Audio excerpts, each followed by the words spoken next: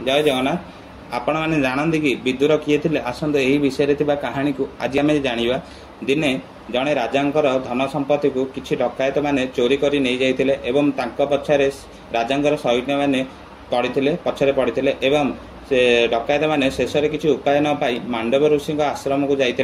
एवं मांडव ऋषि को मिछ कथा कही आम पछरे किसी डकायत मैंने पड़ती जो मैंने कि आम धन संपत्ति को हरण करने को चाहते। यही कथा मांडव ऋषि शुणी क्रोधित होते एवं डकायत मानू कही आपण मानकर धन संपत्ति आपण मैंने मो गृह रखी दिंतु एवं आपण मैंने पूर्व उत्तर दिग को प्रस्थान करूँ मुझे डकायत मानकर कथा बुझी। यही कथा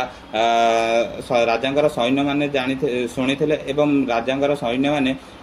क्रोधित मांडव ऋषि को नहीं जाते कारण सी राजांकर सैन्य मैंने भाविले जे ये होचंती डकायत मानकर सांग एवं डकायत मानक सांगे ये मिलमिशी काम कर ये जड़े ठक बाबा तेणु सी राजा पाखु नहीं जाते एवं राजा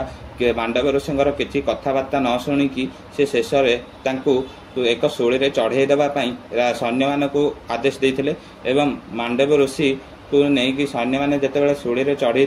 सी से जोग बल से शूली में किसी क्षति हो नाला सी उल्टी से शूली उपर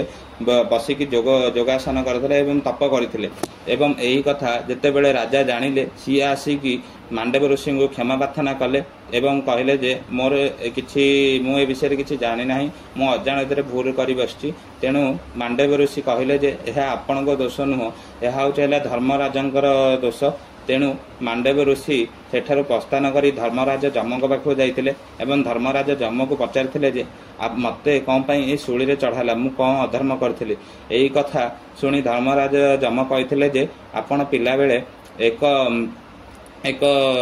पक्षी एक छोट पंकीर पछपटे शोली पुरई एवं से अधर्म कर्म जो आपणकर यही अवस्था बर्तमान होती एवं मांडव ऋषि यही कथा शुणी क्रोधित हो जाते एवं कहले जे 14 वर्ष जाए बालक को तार दोष को निर्दोष करा जाए एवं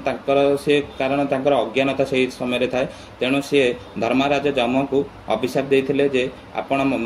मृत्युलोक 100 वर्ष जाए बसवास करेंगे। तेणु धर्मराज जम ही होती विदुर एवं से आपण मैंने कहे जे धर्मराज जम जदि विदुर होगी जन्म नहीं तेरे जमलोक किए संभाली जमलोक आउ किए नुह धर्मराज जमकर बापा सूर्य देवता ही संभाली।